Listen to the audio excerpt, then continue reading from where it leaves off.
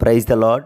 ప్రభువును రక్షకుడైన యేసుక్రీస్తు యొక్క అతి శ్రేష్టమైన పరిశుద్ధమైన నామంలో ఈ ఉదయకాల సమయంలో మా ప్రార్థనా గ్రూపులో ఉన్న సంఘ సభ్యులందరికీ మరియు క్రమం తప్పకుండా ఈ వాక్యాలు వింటున్న దేవుని పిల్లలైన మీ అందరికీ, సహోదరులందరికీ కూడా నా హృదయపూర్వకమైన నిండు వందనాలు తెలియపరుస్తూ ఉన్నాను. ప్రియమైన దేవుని బిడ్డలారా, అందరూ క్షేమంగా ఉన్నారు కదండి. నేను కూడా యేసయ్య కృప వలన క్షేమంగా ఉన్నాను. మీ అందరి కొరకు కూడా ప్రార్థన చేస్తూ ఉన్నాను. ఈ ఉదయకాల సమయంలో ఒక చిన్న వాక్యాన్ని మనం ధ్యానం చేసుకుందాం. రోమీలకు రాసిన పత్రిక 8వ అధ్యాయము 28వ వాక్యంలో ఈ విధంగా రాయబడి ఉంది.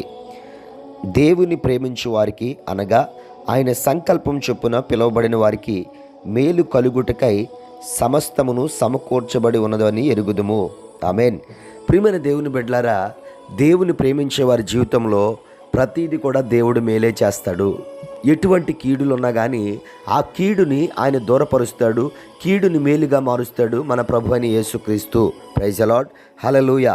ఈరోజున చాలామంది జీవితాల్లో చూడండి, ఇదిగో ఈ కీడు వచ్చి పడింది, లేకపోతే ఈ నష్టం వచ్చి పడింది అని ఈ నష్టం నుంచి ఎలా బయటపడాలి, ఈ కీడు నుంచి ఎలా బయటపడాలి అని ఆలోచిస్తూ ఉంటారు. దానికోసం సకల విధాల ప్రయత్నాలు చేస్తూ ఉంటారు. కీడును తొలగించుకోవాలని లోకస్తుల వల్లే ప్రవర్తిస్తూ ఉంటారు. కొంతమంది అయితే మరి ఆ కీడు ఎలా పోతుంది అని కొంతమంది రకరకాలుగా ఆలోచిస్తూ లోక సంబంధంగా వ్యవహరిస్తూ ఉంటారు. పిల్లరా, కీడు పోవాలంటే, నష్టం పోవాలంటే, కీడు మేలుగా మార్చబడాలంటే,